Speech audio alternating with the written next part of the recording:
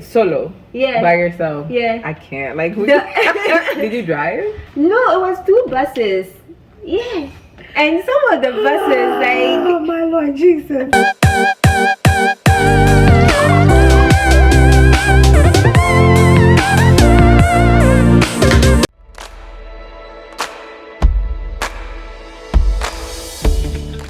Hi everyone, welcome to Luncheon, where I chop it up while chopping it up with my friends.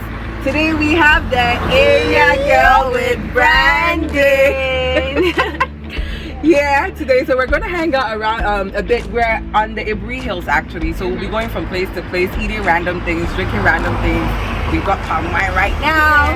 Stick and stay. Enjoy this video.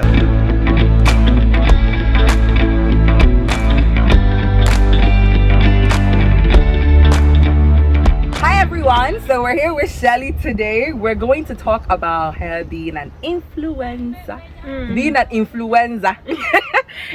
Ghana and everything that's been going on. If you don't know Shirley, that means you're not tuned into the Ghanaian space. You're not an area girl or at all. Yeah. You're not tuned in. You have to be like really tuned in order to know Shirley and what she's doing and what she's about. So, madam, where have you been hiding? Oh my goodness. It felt like blogging. I would say that I'm a blogger more than an influencer, and because I blog specific to maybe travel and lifestyle, over the years it's gathered a bit of influence. So travel blogging. So, Shirley is the OG of the OGs, right? Yeah. OG of the OGs. If it comes to travel blogging or just Instagramming it. Yeah. Oh, just like sharing about your travels, right? It's been Shirley from the beginning. So I want to find out, like, you know, what have you been up to? So I thought I could turn this passion of mine into a career, but it looks like I was joking. Because it's really hard in Ghana, right? There's a lot of things that stacked up against the creatives in an African space, right? You don't have a lot of access to I don't know, you don't have a lot of access, period, right? Things are harder than it should be. So it definitely hasn't been easy. Have I made money from it? Yes. Is it a livable wage though? But it is not. Yeah. The deals are too far in between. I see. Right? Especially if you don't approach brands and they approach you, then it's like, oh, 1 December is amazing. Then and then the next one. February, March. Yeah, but all those ones we have bills to pay. Exactly. So that bills don't stop. I know.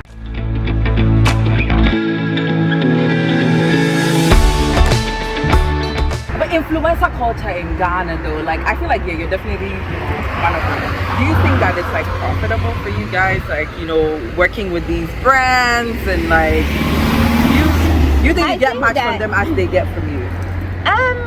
I don't think so. I don't think so, but like it's getting better.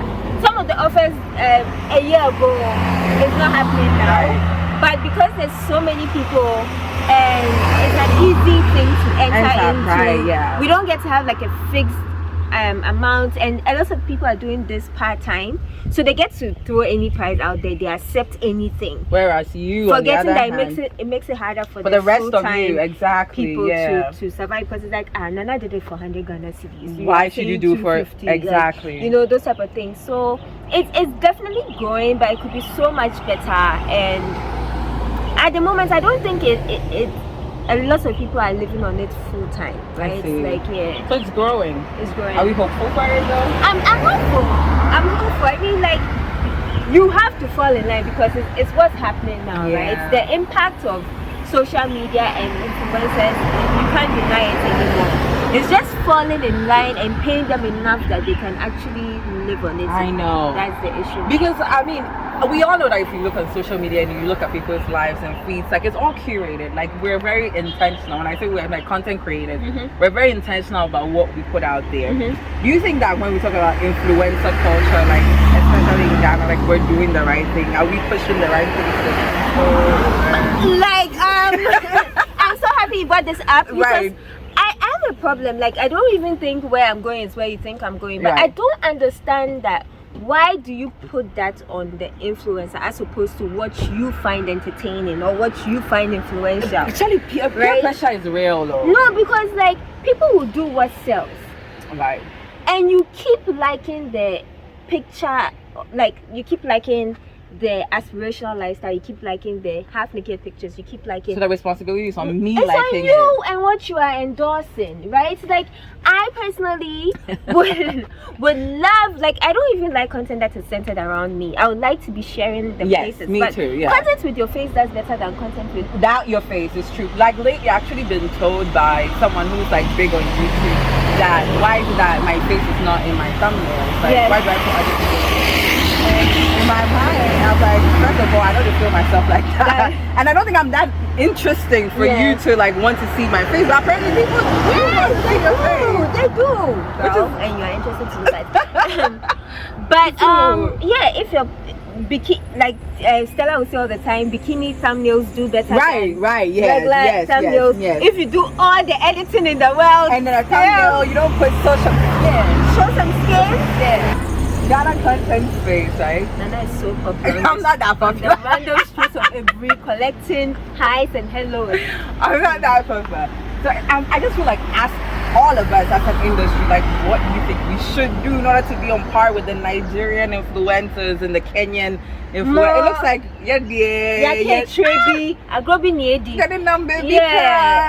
I think that and you talk about this all the time, like finding ways to come together as a collective, right? Because impact will come from a collective, not one person, regardless of how big the person is. You can't approach a bank and have a conversation about giving grants or loans to influencers as an individual, but you can do it as an organization. Exactly.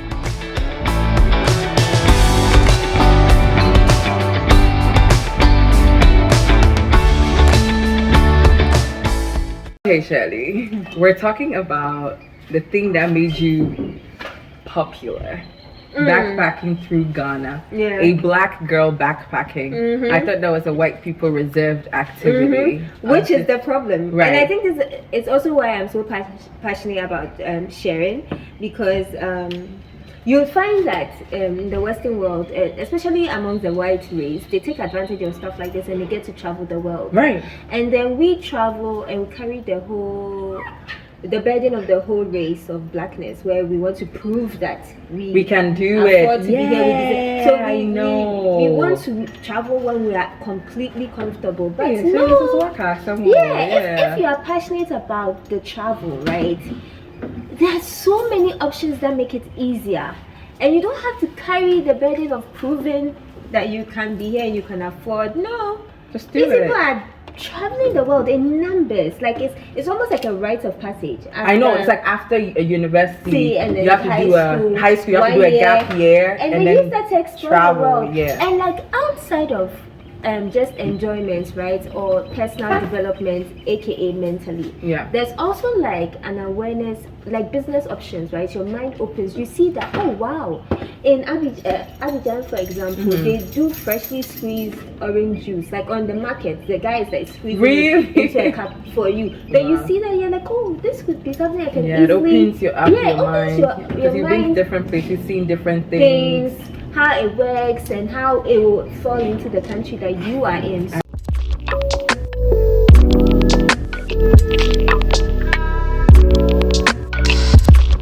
See, when we think about backpacking, we think about, oh, she hopped into a bus for several days and she didn't shower and she didn't brush her teeth. So it's like, oh, it's like you, somebody in Ghana and that did that. It's so hygienic. That's very conscious. So it's like, I'm sitting in a bus, like, you know, for how long? Like, so where did you go? Backpack through Ghana. Where did you go? How did you start? Where did you end? I backpacked across the whole of Ghana. I went to every region. Around that time, it was 10 regions.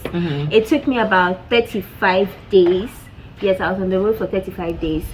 And I used couch surfing. The app that lets you sleep on people's houses for free.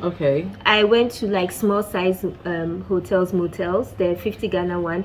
I would admit with my food chest, there are some that I couldn't see myself back in there, right? And then I traveled with like my own blankets and pillowcase. So okay. Yeah. So see, the hygiene was still intact. And I think that the thing that I did is that I had a sample trip to Cape Coast backpacking, like mentality, right? So let me know that okay, half of these things that I've packed was you're not gonna need it, yeah. And then these things are necessary. Then I just hit the road. Solo? Yeah. By yourself? Yeah. I can't. Like, did you drive? No, it was 2 buses. Yeah. And some of the buses, like, oh my Lord Jesus. And some of the I didn't know this. Yeah. I thought you were driving. No, backpacking, public transportation. Stranded so many times. What were you eating? Street food, restaurants.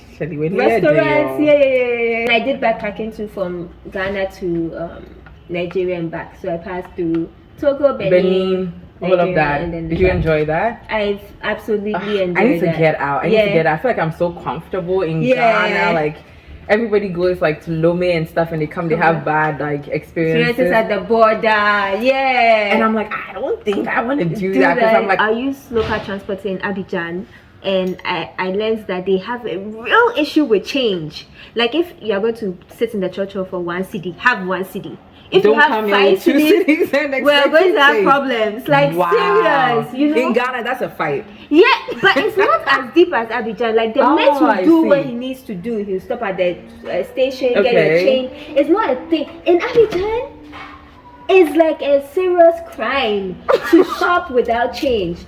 So you find that you have to go to like the big supermarket and break down your money, because usually when you're changing your money, they'll give you the bigger note. So if you're ever going at the border, you know, make sure they give you like smaller note currencies in the midst of all that they give you.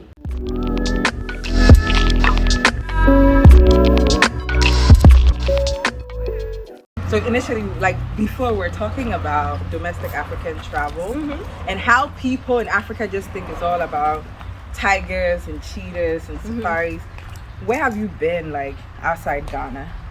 I've been to, I think, about 13 countries now. Yeah, like, hey madam, 7 in Africa and about So let me count: Nigeria, Benin, Togo, Ghana, Ivory Coast, Sao Tome. No, South Africa. Kenya. Tanzania. Yeah. Okay. Then Europe, we have London, Germany, Budapest. Okay, that's Hungary, right? Hungary, yeah. Yeah. Czech Republic. Oh wow. Yeah. Turkey, Istanbul. Yeah. And then Vienna.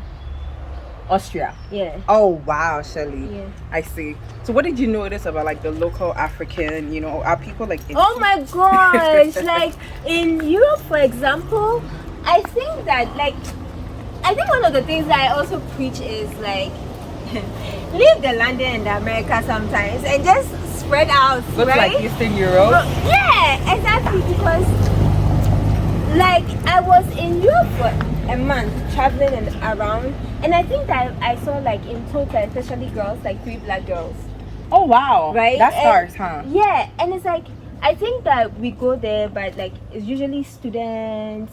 Yeah. Either coming through the UK or in those parts of Europe schooling, but and then it's usually hustlers. I found that those are the most common groups, people that travel there. Yes, so interestingly, I experienced a lot of people thinking that I was in the call girl industry, because I've heard that a lot. Like the black girls, when you go to Europe, they think you are selling something. Yeah.